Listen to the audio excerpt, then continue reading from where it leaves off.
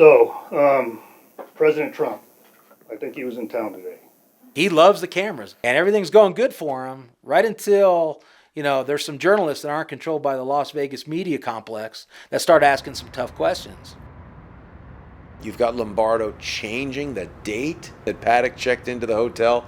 I mean, isn't that the easiest piece of evidence to find and have? You get it from the front desk? We're trying to confirm his actions between the 25th and the 28th.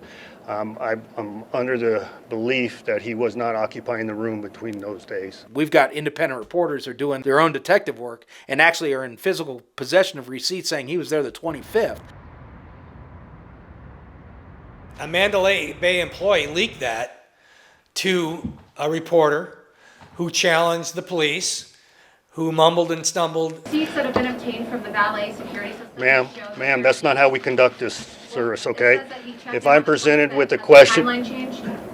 Because the FBI has reported that... That's not how I conduct press conferences, ma'am. Well, has the official timeline changed? Because Please stop asking your question. E86 is that same reporter that pissed him off from the rest of the press conferences. One thing was absent from those press conferences, and that was the truth of what was going on, of what they were finding. And what date did he check into the hotel? To best of my recollection, we have information on the 25th. I had told you previously the 28th. If it's a mistake, he's inept. Because how can you have a citizen journalist get this information, but him with his full resources not figure it out? So either he's inept, incompetent, or he was lying. No question, sir. After we started challenging them with facts, with source materials, with receipts and things that refuted some of the positions they were taking, some of the journalists started coming up to us and very quietly saying, we need you to ask this. Ask them this next time. Feed them this question. And when we said, well, why didn't you ask the question? Some of them said, because we can't. When you have the press intimidated to the point that they won't ask real questions because they're afraid that they will be kicked out like we were, no wonder we're not getting to the truth.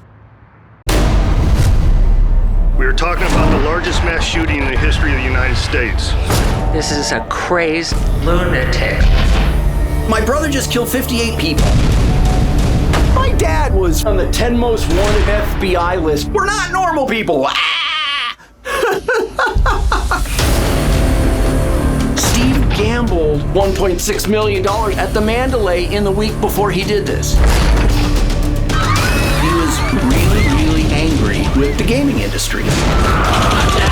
There's been accusations that there's multiple shooters. That has been proven to be false. You had politicians grandstanding on this Vegas Strong movement to get elected.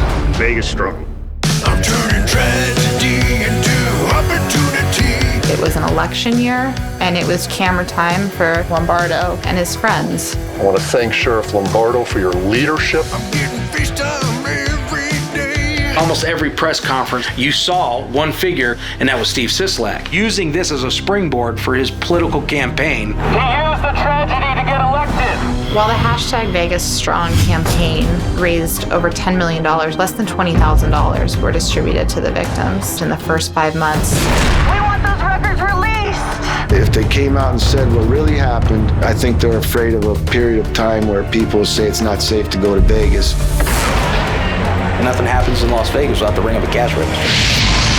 MGM Resorts is suing the victims. They are being sued for getting shot. Shameful, disgusting, outrageous. The newly released video shows Las Vegas police waiting in the hallway as Stephen Paddock continues to murder people.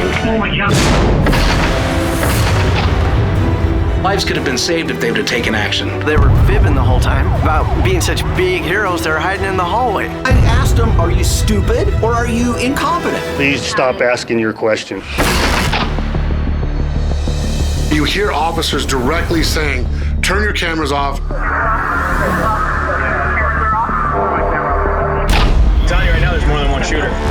Could be as many as 3. We saw multiple muzzle flashes coming out that window.